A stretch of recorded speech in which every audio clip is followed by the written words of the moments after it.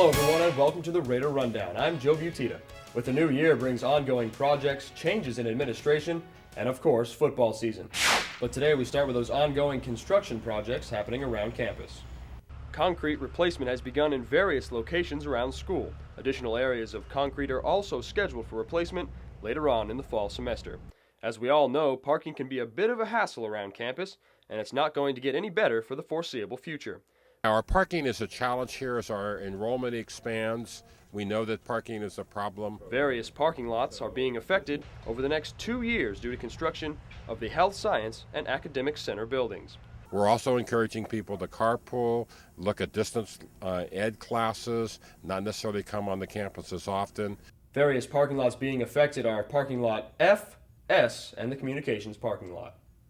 Wednesday, September 17th was Constitution Day at Moorpark College, and they celebrated this important day. For the third time in as many years, Moorpark College has adopted a year-long theme. This year's theme is the Year of Democracy. What do you think about the new theme that the school has adopted? I like it, but I'm more of a Republican too, so my views are a little bit different. But I still like it. It's educational. I can learn both parties' sides, which is really good. Yeah, I feel the same way. I'm still I guess naive in the whole situation, so I like more of a learning atmosphere about it, I guess. In this historic and groundbreaking political year, understanding the democratic process in the United States and around the world is more important than ever. I had a chance to speak with Joanna Miller, who's the chairwoman of the Year of Democracy. The Year of Democracy is a series of events to engage and inform students about the democracy that we live in. We hope that our students will understand how important our democracy is and how it's important for them to actually be involved in it. We want them to vote. We want them to have an informed vote. And the only way to do that is actually get out, talk to the people, the different propositions, the different candidates, and actually inform themselves and then participate.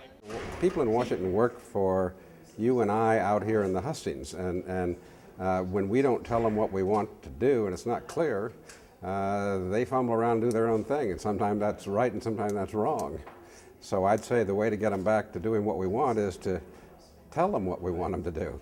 Well, the problem is a lot of people in this country don't really pay much attention to what's going on. Without public attention, without the public telling people in Washington what they want, making those wishes and desires pretty clear, there's a lot of fumbling that goes on in Washington. I think we're in a phase right now where a couple issues are pretty clear. That the war has exhausted a lot of people. They don't like it.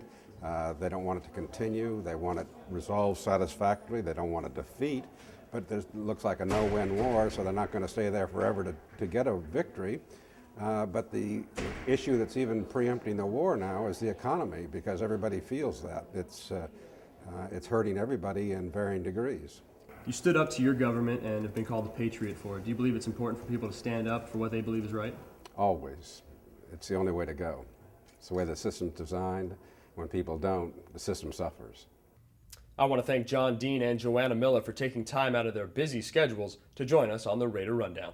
Moorpark College is welcoming the school's 9th president in its history. Dr. Pam Eddinger is taking over for the retired Dr. Eva Conrad, and I had a chance to sit down with our new president and find out what her plans are. If you look at the higher ed sector, not just Moorpark College per se, if you look at the higher ed sector right now, the four-year colleges are struggling to create a four-year environment.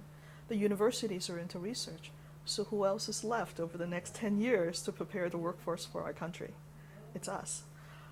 I believe the community college movement will be the salvation to our workplace issues over the next decade. Have you learned anything from past presidents who have been here, like Dr. Conrad? That student first is not really just a saying, that you really have to actualize it in everything that you do. And that kindness really is important. And it's not just a random act of kindness, drive-by kindness.